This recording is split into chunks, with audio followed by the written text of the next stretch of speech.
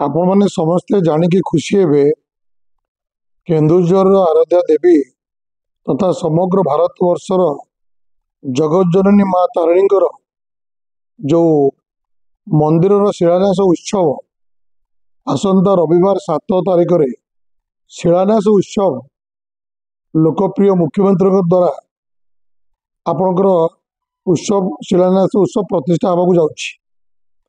आपण मानकर मन थी 1480 मसीह तत्कालीन राजा गोविंद चंद्र भंजदेव ये मंदिर प्रतिष्ठा करथिले। पुरीर राजा को निर्देश क्रमे यह गोटे शक्तिपीठ भाव घोषणा कराइथिला। सेही दिन टू आज पर्यंत से मंदिर आखिदृश्य विकास हो पार नथिला।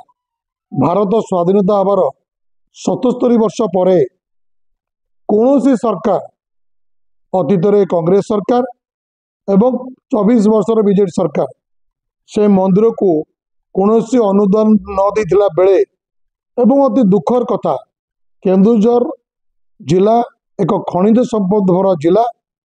आमर ये डीएमए फंड अच्छी आमे चाहिए सरकार अनुदान न आणिकी मध्य डीएमए फंड रे आमे भव्य मंदिर निर्माण कर पारते।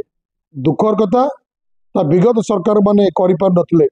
खुशीर कथा ए माटीर पुओ ए जिलार विधायक तथा आजिर लोकप्रिय मुख्यमंत्री समस्त सम्मान्य श्रीजुक्त मोहन चरण माझी निष्पत्ति नेले मो जिलार माँ को मंदिर भव्य मंदिर निर्माण हेबो। सेतिपई 226 कोटी टंकार बजेट व्ययबराद कराई। सारा घटगां अंचल पूरा अति सुंदर भाव में ख्याति संपन्न हेबो। सेतिरे होटेल निर्माण हेबो, अतिथि गृह हेबो एवं मार्केट कॉम्प्लेक्स हेबो। मंदिर केमति अति सुंदर मंदिर हेबो तार मध्य सब नक्शा प्रस्तुत करा जायछि। तेणु आसंता 7 तारिख रे आमर योजना अच्छी।